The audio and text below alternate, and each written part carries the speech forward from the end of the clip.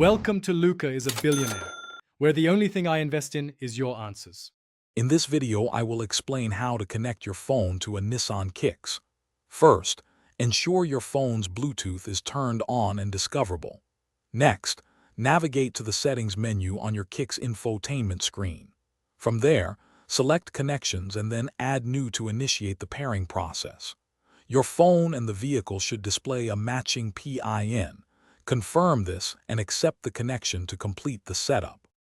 For Apple CarPlay or Android Auto, a wired connection is often the most reliable. Start by using a certified USB cable and plug your phone into the Nissan Kicks USB port, usually located in the center console. The vehicle's display will then guide you through the activation process. Remember to keep your phone's operating system updated for optimal performance and compatibility with these features. If you encounter connection problems, a few simple steps can help. First, try restarting both your phone and the Nissan Kicks infotainment system.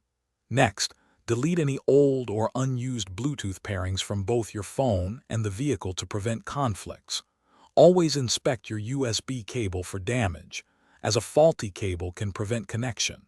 Finally, ensure no other devices are trying to connect via Bluetooth, as this can interfere with your primary connection.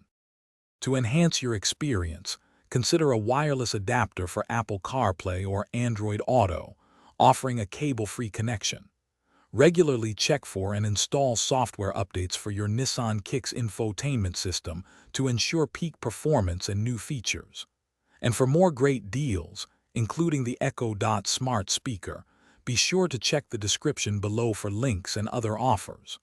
Also, explore Nissan Connect services for additional features like remote access and navigation, making your drives even smarter. Thanks for watching and please subscribe. It's the best investment you'll ever make.